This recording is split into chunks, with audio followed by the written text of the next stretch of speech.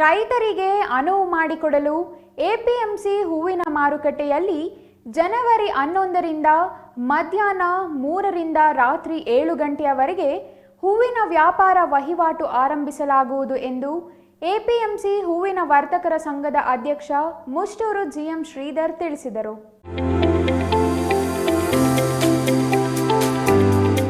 ಚಿಕ್ಕಬಳ್ಳಾಪುರ ಪತ್ರಕರ್ತರ ಭವನದಲ್ಲಿ ಹಮ್ಮಿಕೊಂಡಿದ್ದ ಸುದ್ದಿಗೋಷ್ಠಿಯಲ್ಲಿ ಮಾತನಾಡಿದ ಎಪಿಎಂಸಿ ಹೂವಿನ ವರ್ತಕರ ಸಂಘದ ಅಧ್ಯಕ್ಷ ಮುಷ್ಟೂರು ಜಿಎಂ ಶ್ರೀಧರ್, ಹೂವಿನ ಮಾರುಕಟ್ಟೆಯಲ್ಲಿ ಈವರೆಗೆ ಬೆಳಗ್ಗೆ 6ರಿಂದ 12 ಗಂಟೆಯವರೆಗೆ ವಹಿವಾಟು ನಡೆಯುತ್ತಿತ್ತು.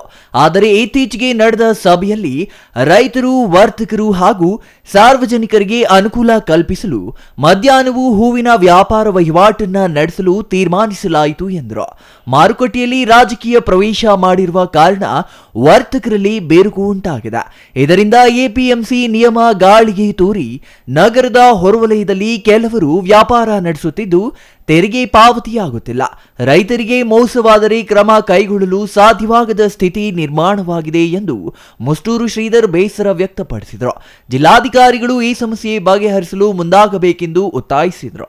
ಮಧ್ಯಾಹ್ನದ ವೇಳೆಯೂ ವ್ಯಾಪಾರ ನಡೆಸುವುದರಿಂದ ರೈತರು ಯಾವುದೇ ಒತ್ತಡವಿಲ್ಲದೆ ತಾಜಾ ಹೂವು ಮಾರುಕಟ್ಟೆಗೆ ಸಾಗಿಸಬಹುದಾಗಿದ್ದು, ಇದರಿಂದ ರೈತರಿಗೆ ಉತ್ತಮ ಬೆಲೆ ಲಭ್ಯವಾಗಲಿದೆ. ವರ್ತಕರಿಗೂ ಹೂವಿನ ಸಾಗಾಣಿಕೆಗೆ ಸಹಕಾರಿಯಾಗಲಿದೆ. ಈ ನಿಟ್ಟಿನಲ್ಲಿ ರೈತರು ಈ ಸದಾವಕಾಶವನ್ನು ಸದ್ಬಳಕೆ ಮಾಡಿಕೊಳ್ಳಬೇಕೆಂದು ಕೋರಿದರು. ಸರ್, ಇವತ್ತು ಪ್ರೆಸ್ ಮೀಟ್ ಮಾಡಿರೋ ಉದ್ದೇಶ 30 ವರ್ಷದಿಂದ ಏನು ಎಪಿಎಂಸಿ ನಡ್ಕೊಂಡು ಬಂದಿತ್ತು, 6 ಗಂಟೆಯಿಂದ 12 ಗಂಟೆವರೆಗೂ ವ್ಯಾಪಾರ ವಹಿವಾಟು.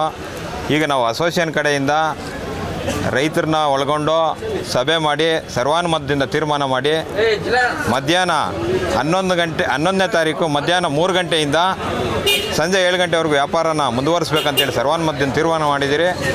ಇದ್ರ ಬಗ್ಗೆ ಕಾರ್ಯದರ್ಶಿ ಅವ್ರ ಗಮನಕ್ಕೆ ತಂದಾಗ ಕರಪತ್ರ ಹೊಡಿಸ್ತೀವಿ, ಅನೌನ್ಸ್ ಮಾಡಿಸ್ತೀರಿ, ನಿಮ್ಗೆ ಏನೇನು ಬೇಕು ಅನುಕೂಲ ಮಾಡಿಕೊಡ್ತೀವಿ ಅಂತ ಹೇಳಿದ್ದಾರೆ. ದಯವಿಟ್ಟು ಇದನ್ನು ರೈತರು, ಸಾರ್ವಜನಿಕರು, ವರ್ತಕರು ಸದುಪಯೋಗ ಮಾಡಿಸ್ಕೊಬೇಕಂತ ಹೇಳ್ಬಿಟ್ಟು ಈ ಮೂಲಕ ತಮ್ಮಲ್ಲಿ ಮನವಿ ಮಾಡ್ತೀನಿ. ಎಪಿಎಂಸಿ 2 MG ರಸ್ತೆ, ಚಿಕ್ಕಬಳ್ಳಾಪುರ, ಸರ್ ಎಂ ವಿಶ್ವೇಶ್ವರ ಹೂವಿನ ಮಾರುಕಟ್ಟೆ ಸಂಕೀರ್ಣ ಏನು ಸರ್, ಇಲ್ಲಿ ನಡೆಯುತ್ತಿದ್ದು. ದಯವಿಟ್ಟು ಇದಕ್ಕೆಲ್ಲ ಸಹಕಾರ ಕೊಡಬೇಕು. ಮುಂದಿನ ದಿನಗಳಲ್ಲಿ ಒಳ್ಳೆ ಅತ್ಯುನ್ನತ ಸ್ಥಾನಕ್ಕೆ ಈ ಮಾರ್ಕೆಟ್ ಹೋಗುತ್ತೆ ಅಂತ ಹೇಳ್ಬಿಟ್ಟು ಈ ಸಂದರ್ಭದಲ್ಲಿ ಹೇಳ್ತೀನಿ. ಇನ್ನು ಈ ಸಂದರ್ಭದಲ್ಲಿ ಸಂಘದ ನವೀನ್, ಕೆಸಿ ಮಂಜುನಾಥ್, ಖ್ಯಾತಪ್ಪ, ರಮೇಶ್ ರೆಡ್ಡಿ, ಡಿಎನ್ ನಾಗರಾಜ್, ಮುಬಾರಕ್ ಪಾಷಾ ಇನ್ನೂ ಹಲವರು ಹಾಜರಿದ್ದರು. Jangalahalli Ashwath, CTV news, Chikkaballapur.